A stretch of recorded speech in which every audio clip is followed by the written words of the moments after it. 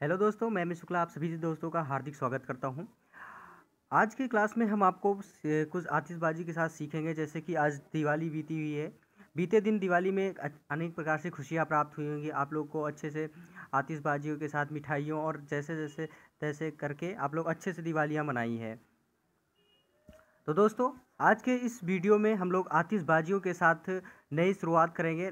नए सुहावने के साथ शुरुआत करेंगे क्लास को। जो भी ये थर्ड सेमेस्टर के सभी छात्र छात्राएं हैं, उनके लिए आज के हम क्लास में राजनीतिक शास्त्र का पॉलिटिकल साइंस से संबंधित जो न्यू सिलेबस है उसके बारे में हम लोग यहाँ पे चर्चा करेंगे कि कौन सा सब्जेक्ट में आपके सिलेबस हैं। तो सिलेबस सबसे बड़ी चीज़ होती है सीखने के लिए। तो आज की चर्चा में हम लोग सीखेंगे राजनीति शास्त्र।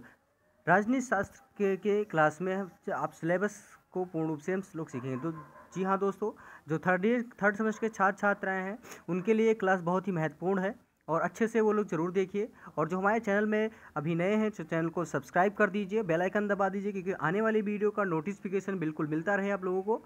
और जो हमारे छात्र पुराने हैं वो एक दूसरे को वीडियो को शेयर करते रहिए और ख़ुद भी अपने आप को सीखते रहिए और अच्छे से अपना सिलेबस को कंप्लीट करते रहिए। तो चलिए चलते हैं आज के हम टॉपिक की तरफ कि क्या हमें आज के टॉपिक में सीखना है और अच्छे से हम लोग तैयारी करेंगे।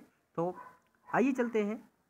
जी हाँ दोस्तों, बीए थर्ड सेमेस्टर के सभी छात्र छात्राएँ एक बार फिर से मैं आप लोगों को धन्यवाद देता हूँ। हैप्पी दिवाली के साथ खुशियों के साथ आप लोग ज़रूर एक बार वीडियो को अच्छे से देखिए और अच्छे से अपना भविष्य को संवारिए। तो आज भी थर्ड सेमेस्टर के राजनीति शास्त्र के क्लास होगी जिसमें आपका सिलेबस होगा। आज यहाँ पे हम लोग आपको सिलेबस पूर्ण रूप से सिखाने का प्रयास करेंगे कि सिलेबस में आपका क्या क्या रहेगा। प्रश्न पत्र आपका आप लोगों को पता ही है कि पॉलिटिकल प्रोसेस इन इंडिया है, यानी कि भारत में राजनीतिक प्रक्रिया क्या क्या है। आप लोग को पता है कि एनईपी का मतलब होता है न्यू एजुकेशन पॉलिसी, जो आपका आया है सेमेस्टर वाइज। पहले आप लोग को पहले ही पता था कि first year, second year, third year otherwise जैसे भी आप लोगों का था। तो ये न्यू एजुकेशन पॉलिसी के अंतर्गत आपका नए सेमेस्टर से आपकी ये बुक्स आ रही हैं, आपके सिलेबस आ रहे हैं। तो नए उमंग के साथ हम लोग सीखेंगे आज के इस वीडियो में। पहला यूनिट से आप लोग को आया है कि process of democratisation in post colonial India, dimensions of democracy, social economy, political factor shaping the Indian political system since independence, यानी कि औपनिवेशिक भारत में लोकतंत्रीकरण की प्रक्रिया। यानी कि औपनिवेशिक भारत में लोकतंत्रीकरण की प्रक्रिया क्या है, लोकतंत्र के आयाम क्या हैं, सामाजिक आर्थिक राजनीतिक स्वतंत्रता के बाद में भारतीय राजनीतिक व्यवस्था को आकार देने वाले कारक। तो ये सारे प्रश्न आपके पेपर में कुछ इस तरीके से बनेंगे, लेकिन सबसे महत्वपूर्ण आपका टॉपिक होगा औपनिवेशिक भारत में लोकतंत्रीकरण। और उसके बाद फिर आपका आता है लोकतंत्र के आयाम। लोकतंत्र के आयाम के सामाजिक आर्थिक और राजनीतिक स्वतंत्रता। और सबसे बड़ी बात है कि लोकतंत्र आयाम के जो राजनीतिक व्यवस्था के कारक हैं उसको भी आपको यहाँ पे जानने का पूर्ण रूप से जानना होगा। यह भी आपके प्रश्न में आएंगे। तो इस तरीके से आपके प्रश्न में ये आपके सिलेबस के अंतर्गत आपके प्रश्न उठेंगे और बनेंगे भी। तो चैप्टर आपके औपनिवेशिक भारत का लोकतंत्रीकरण होगा। ये आपके फर्स्ट चैप्टर से ये सारे प्रश्न आपके उठेंगे। यूनिट सेकेंड में आपका आएगा कि quasi federalism, coalition, political parties and party system in India, यानी कि अर्धसंघवाद। ये भी आपका बहुत ही मोस्ट और बहुत ही महत्वपूर्ण टॉपिक है, अर्थसंघवाद। फिर भारत में गठबंधन क्या है, भारत में गठबंधन के बारे में सीखना होगा कि गठबंधन किस तरीके से किया जाता है, राजनीतिक दल के बारे में और पार्टी प्रणाली। राजनीतिक दल आपको पता ही है कि राजनीतिक दल कौन कौन से राजनीतिक दल हैं, या फिर पार्टी प्रणाली क्या है, यानी कि पार्टी प्रणाली का मतलब है सिस्टम, पार्टी सिस्टम। इसकी सिस्टम क्या है, राजनीतिक दल होता है कि जो भी हमारे राजनीतिक दल के यानी कि नेता हैं वो किस पार्टी से बिलोंग करते हैं, उनकी पार्टी प्रणाली क्या है, उनकी पार्टी व्यवस्थाएं क्या है। अर्धसंघवाद किसे कहते हैं, अर्धसंघवाद के अर्धसंघवाद के कारण बताइए। उसके बाद में फिर आपका आता है भारत में गठबंधन किस तरीके से होता है। भारत में गठबंधन के मुख्य रूप से 3 प्रक्रिया के बारे में बताइए, या इनके उद्देश्य, भारत में गठबंधन का उद्देश्य बताइए। तो इस तरीके से आपके प्रश्न उठेगा। और सबसे मोस्ट इम्पोर्टेंट आपका होगा अर्धसंघवाद, यानी कि अगर आपका चैप्टर बनता है तो अर्धसंघवाद के अंतर्गत आता है। तो ये आपके सारे पॉइंट होते हैं। भारत में गठबंधन आता है, राजनीतिक दल और पार्टी प्रणाली, अर्धसंघवाद। फिर आता है यूनिट थर्ड। यूनिट थर्ड में आपका आता है इम्पैक्ट ऑफ डेमोक्रेटिक, यानी कि लोकतांत्रिक विकेंद्रीकरण। फिर आता है डिसेंट्रलाइजेशन, यानी कि डिसेंट्रलाइजेशन, इसका मतलब होता है लोकतंत्र विकेंद्रीकरण का प्रभाव, लोकतांत्रिक विकेंद्रीकरण का प्रभाव। इसमें आपका आएगा प्रश्न, आपका चैप्टर होगा लोकतांत्रिक विकेंद्रीकरण। इसमें आपका पूछा जाएगा कि लोकतांत्रिक विकेंद्रीकरण के प्रभाव क्या है, लोकतांत्रिक विकेंद्रीकरण होता क्या है, लोकतांत्रिक विकेंद्रीकरण, लोकतंत्र किसे कहते हैं, शहरी और स्थानीय स्वशासन, जिसे हम 73 और 74 भारतीय संविधान का संशोधन 73वां और 74वां के बारे में आपको यहाँ पे पढ़ना। 73वां संविधान संशोधन और 74वां संविधान संशोधन के अंतर्गत कौन कौन से संविधान संशोधन हुए थे, किस सन में हुए थे, तो ये सारी चीज़ें यहाँ पे आपको पढ़ना पड़ेगा। यानी कि गवर्नमेंट ऑन, यहाँ पे आएगा urban and local self government 73 and 74 और एडमिनिस्ट्रेशन ऑफ इंडियन कॉन्स्टिट्यूशन। तो ये होते हैं आपके यूनिट थर्ड में, ये कुछ आपको पढ़ने को मिलेगा इस तरीके से। उसके बाद में फिर चौथा आता है यूनिट 4 में आता है कि pressure group determinants of voting behaviour, caste and politics, need of electronic reform, the politics of secession and accommodation, यानी कि प्रेशर ग्रुप क्या है। फिर मतदान व्यवहार क्या होता है, मतदान व्यवहार, मतदान कैसे किया जाता है, मतदान का मतलब क्या होता है, मैं मतदान होने के कोई 3 कारण बताइए, 4 कारण बताइए, मतदान के उद्देश्य क्या है। जाति और राजनीति के निर्धारक, जाति और राजनीति में निर्धारक के बारे में पढ़ना होगा। चुनावी सुधारों की आवश्यकता क्या है। अलगाव और आवास की राजनीति, अलगाव के बारे में सबसे ज़्यादा प्रश्न आपके पेपर में उठता है, अलगाव से प्रश्न बहुत ज़्यादा उठता है दोस्तों, और अच्छे से आप लोग इसको तैयार करिएगा, क्योंकि ये सारे प्रश्न आपके बहुत ही मोस्ट इम्पॉर्टेंट है और आपको पढ़ना भी पड़ता है। ऐसा नहीं है कि नहीं पढ़ना है, और आपको जो भी होगा मैं आपको back to back classes political science के, यानी कि मॉडल पेपर भी सॉल्व कराया जाएगा आपको, और अच्छे से आप लोग तैयारी भी करते रहिएगा। जहाँ तक मेरी कोशिश रहेगी कि आप लोगों को जैसे दिवाली आप लोग आतिशबाजियों के साथ बिताया, उसी तरीके से आप पेपर भी आतिशबाजियों के साथ कंप्लीट करिएगा दोस्तों। तो बस पढ़ाई भी आतिशबाजियों की तरीके से हम करेंगे, और आपका पेपर भी आतिशबाजियों की तरीके से करेंगे, और अच्छे से अच्छे मार्क्स लाने का हम प्रयास करेंगे। तो ये होते हैं आपके यूनिट 4 में जो आपको ये पढ़ना है, यानी कि प्रेशर ग्रुप्स के बारे में पढ़ना है, डिटर्मिनेंट्स ऑफ वोटिंग बिहेवियर के बारे में पढ़ना है, कि कास्ट एंड पॉलिटिक्स क्या है, नीड ऑफ इलेक्ट्रॉल्स रिफॉर्म्स पढ़ना है, the politicals of secession and एकमेंडेशन।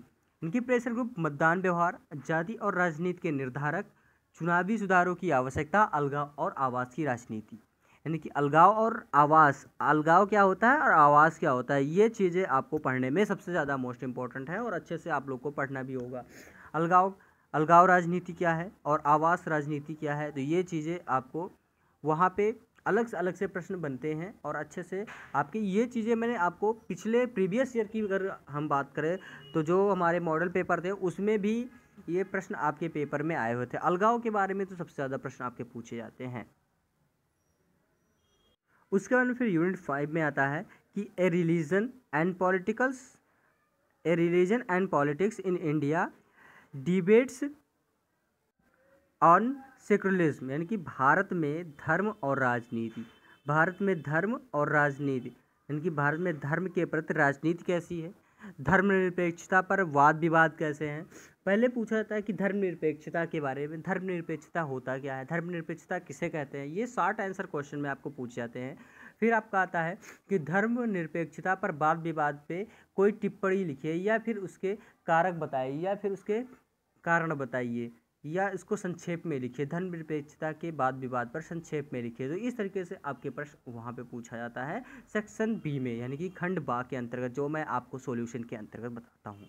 जो भी मैं आपको मॉडल पेपर बताता हूँ वो आप लोग ज़रूर कॉन्सेप्ट क्लियर कीजिए, क्योंकि ये चीज़ें आपको अलग से कोई नहीं बताता है, जो चीज़ें मैं आपको यहाँ पे बता देता हूँ। तो आज की क्लास में दोस्तों मज़ा आ रहा है तो ज़रूर लाइक कर दे, और कमेंट बॉक्स में कमेंट करके हमें ज़रूर बताइए कि आप लोग को क्लास कैसी लग रही है। आपको लोग को जो भी कमियां नज़र आ रही है ज़रूर कमेंट बॉक्स में कमेंट करते हैं, मैं उसको सुधारने का प्रयास करूंगा और आप लोगों को अच्छे से सिखाने का प्रयास करूंगा। दोस्तों इसमें आपको ज़्यादा से ज़्यादा मैं आपको यही हमारी कोशिश रहती है कि आप लोग अच्छे से पढ़िए और अच्छे से सीखिए, और जो भी मेरे से हो सकता है मैं आपको ज़रूर प्रोवाइड करवाता रहूँगा। और फिर उसके बाद में फिर आपका आता है यूनिट नंबर 6। यूनिट नंबर 6 में आता है कि affirmative action politics with respect to women, caste and class. Caste and class का मतलब होता है जाति और वर्ग। तो अफर्मेटिव एक्शन पॉलिटिक्स इसे हम कहते हैं पॉलिटिक्स या पॉलिसीज़, यानी affirmative action policies with respect to women, देखिए महिलाओं के जाति और वर्ग के संबंध में सकारात्मक कार्रवाई और नीतियाँ, यानी to women caste and class, यानी कि महिलाओं में जाति और वर्ग के संबंध में सकारात्मक कार्रवाई नीतियाँ, यानी कि महिलाओं में जाति और वर्ग के संबंध में सकारात्मक कार्रवाई किया है, और सकारात्मक जाति और वर्ग के संबंध में इसकी नीतियाँ क्या हैं, महिलाओं के सकारात्मक कार्रवाई की नीतियों के बारे में बताइए। या फिर आपका आ जाता है कि महिलाओं में जाति और वर्ग के संबंध में इसकी नीतियाँ बताइए या कारण बताइए। तो इस तरीके से आपके प्रश्न आपके पेपर में पूछे जाएंगे। यूनिट नंबर 7 की ओर चलते हैं कि चैलेंजेस ऑफ नेशन बिल्डिंग।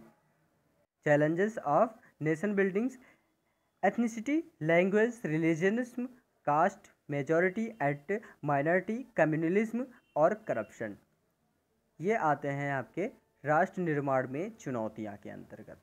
इनकी राष्ट्र निर्माण की चुनौतियाँ, जातीयता, भाषा, क्षेत्रवाद। जातीयता के बारे में मैंने आपको इससे पहले वाले वीडियो में आपको बताया है। भाषा और क्षेत्रवाद को भी मैंने अच्छे से क्लियर कर दिया था। जाति बहुसंख्यक के बारे में आपको पढ़ाना है। उसके बाद में फिर आपका आता है अल्पसंख्यक सांप्रदायिकता, यानी कि अल्पसंख्यक के बारे में हम आपको अलग से वीडियो जरूर बना के डालेंगे। उसके बाद फिर आता है भ्रष्टाचार। तो ये सारे आपके यूनिट नंबर 6 में मिलेंगे, या सॉरी यूनिट नंबर 7 में मिलेंगे। तो यूनिट नंबर 7 में ये भी आपके सबसे ज़्यादा प्रश्न आपके इस पेपर में पूछे जाएंगे। तो जहाँ से हम बात करेंगे कि आपको सबसे ज़्यादा प्रश्न कहाँ से उठेगा, तो वो चीज़ें आपको सबसे ज़्यादा पढ़ाई जाएगी। तो सबसे ज़्यादा आपको यहाँ से कि राष्ट्र निर्माण की चुनौतियाँ, जिसमें आपकी आती है जातीयता, भाषा, क्षेत्रवाद, जाति, बहुसंख्यक और अल्पसंख्यक, और फिर आता है सांप्रदायिकता, अल्पसंख्यक की सांप्रदायिकता और भ्रष्टाचार।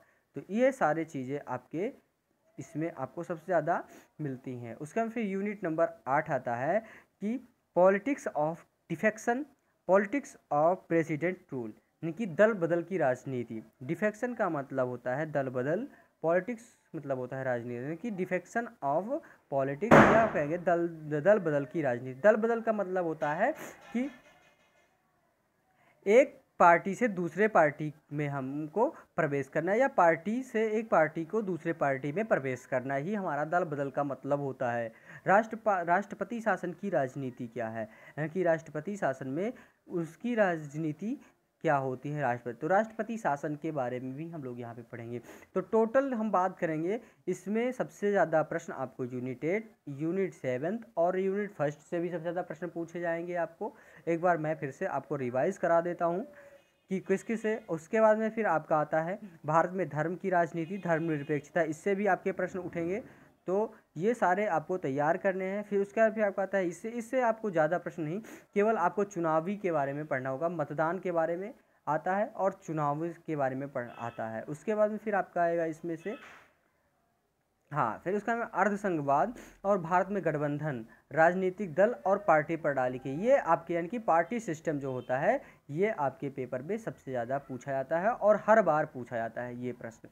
उसके बाद फिर आपका आता है 73वां और 74वां भारतीय संविधान संशोधन, यानी कि 73वां और 74वां संविधान संशोधन में कौन कौन सी चीज़ें ये संविधान में संशोधन किया गया था। तो ये आता है आपका 73वां और 74वां संविधान संशोधन। तो इस तरीके से आप लोग अच्छे से तैयार कर सकते हैं। तो दोस्तों आज के वीडियो में यहीं तक होगा, और वीडियो अच्छी लग रही हो तो ज़रूर लाइक कर दें, चैनल को सब्सक्राइब कर दीजिएगा और बेल आइकन दबा दीजिएगा, क्योंकि आने वाली वीडियो का नोटिफिकेशन बिल्कुल मिलता रहे। और जिन विद्यार्थियों को व्हाट्सएप ग्रुप से स्टडी करना है तो हमारे यूट्यूब के अबाउट में व्हाट्सएप का लिंक दिया गया है, वहाँ से आप लोग जुड़कर आप लोग बिल्कुल वहाँ से भी पढ़ सकते हैं। और टेलीग्राम चैनल में पीडीएफ अगर आप ले रहे हैं तो टेलीग्राम चैनल का भी लिंक दिया गया है, वहाँ से आप लोग भी जुड़कर ले सकते हैं। तो जैसे भी आप पढ़ना चाहते हैं, बिल्कुल आप लोग को पढ़ाई में कमियाँ नहीं आएगी, अच्छे से आप लोग तैयार कर सकते हैं और अच्छे से आप लोग कर जैसे भी पढ़ना चाहते हैं आप लोग को पूर्ण रूप से सुविधाएँ दिया जाता है।